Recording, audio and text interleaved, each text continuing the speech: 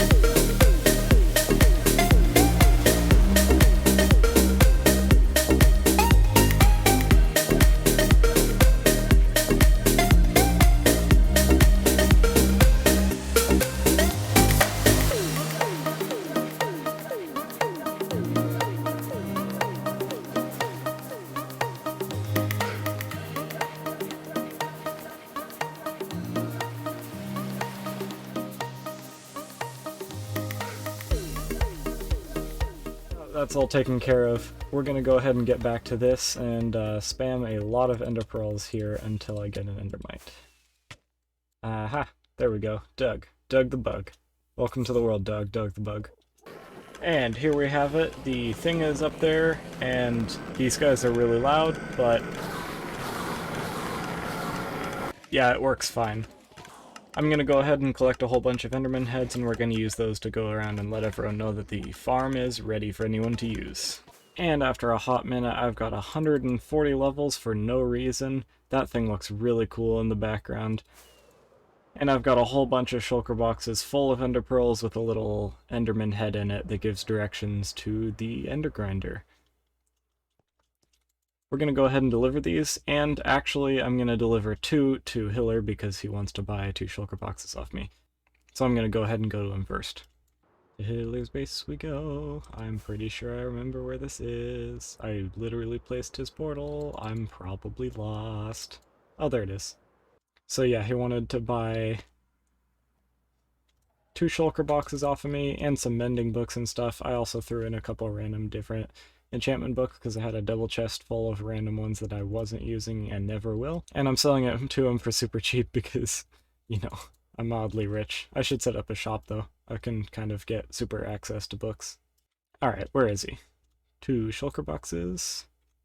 Hot and ready for 5 diamonds.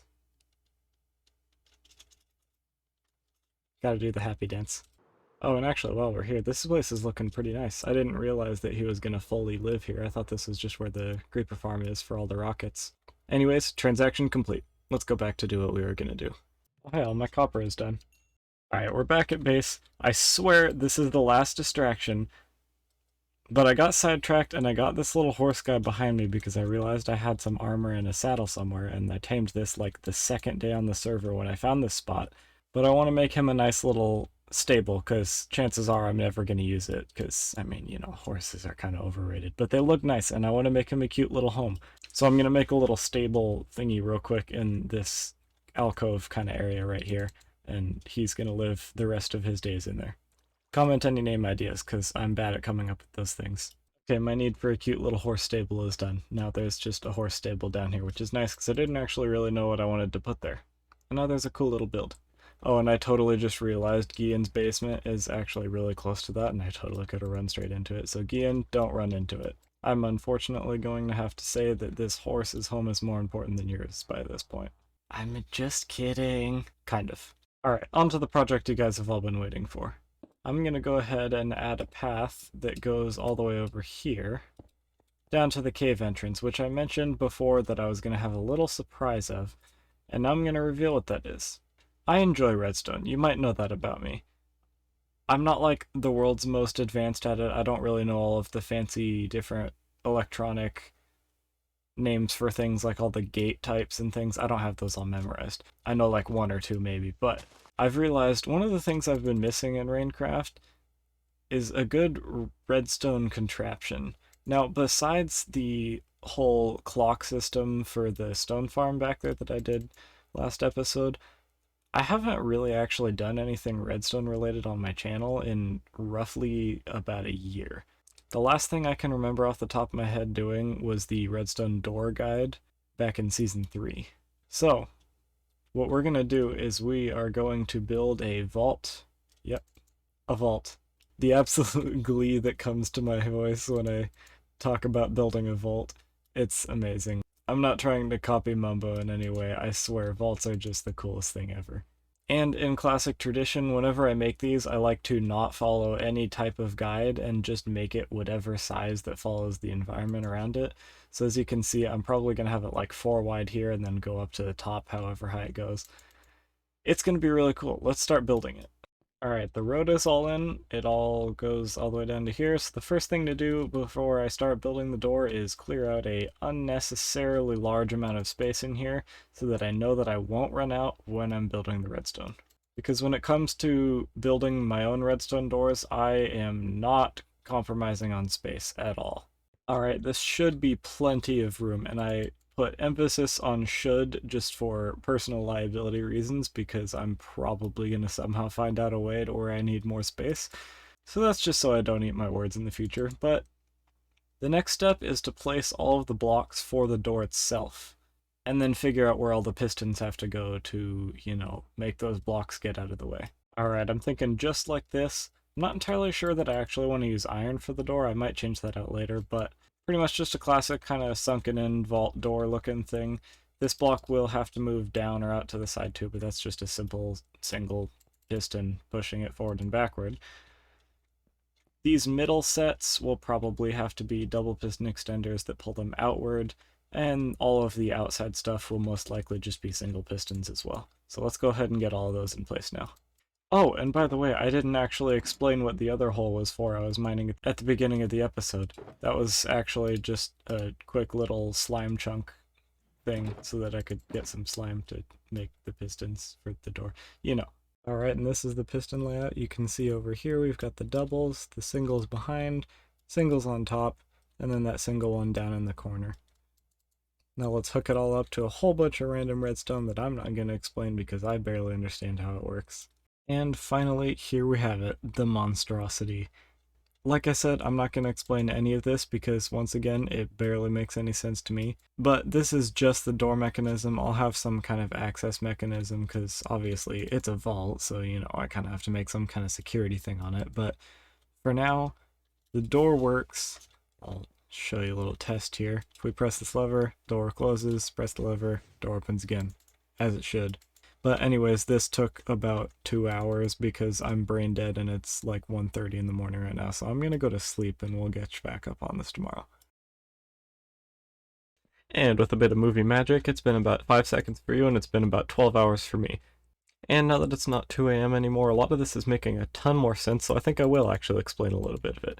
Down here, we've got a bunch of single extenders. Up on top, we have the same thing. And then the first row of these blocks along here all extend 1 block outward. Now then these ones along here all extend 2 blocks into the middle, and that is using a stackable double piston extender design that I actually somehow managed to create myself in a testing world, which I'm pretty darn proud of, by the way. But yeah, now that this is all done, the only flaw to this is that these redstone lines have to be made out of glass, and they also have to be on the inner wall, so when the door is actually open you'll be able to see them. But personally I think that's actually kind of cool, because this whole door mechanism piece is actually going to be just a ring of iron, and then I'm going to have it continue on into a stone hallway that goes into the vault. So we're going to go ahead and clean it up, wrap the iron around, and make it look like an intentional feature.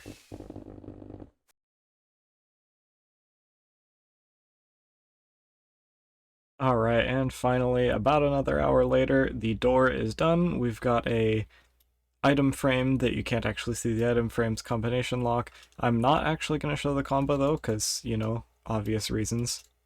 But yeah, once the combo is put in, the thing opens up and we've got this nice little room right here that I built up. That pile will get bigger, don't worry. And yeah, this is the vault. I'm pretty happy with this. Now, we're running out of video time, but before I go, there's one last thing I feel like this needs. And honestly, that's some trees, actually. I feel like an azalea tree or two hanging over the pathway here would actually look really cool. Actually, I think that would look really cool around all of the pathways here, but I'm going to wait on that until I have a bunch of buildings and stuff in. But yeah, I'm pretty sure I have a couple in this box, yes. Let's go ahead and drop a couple of these down.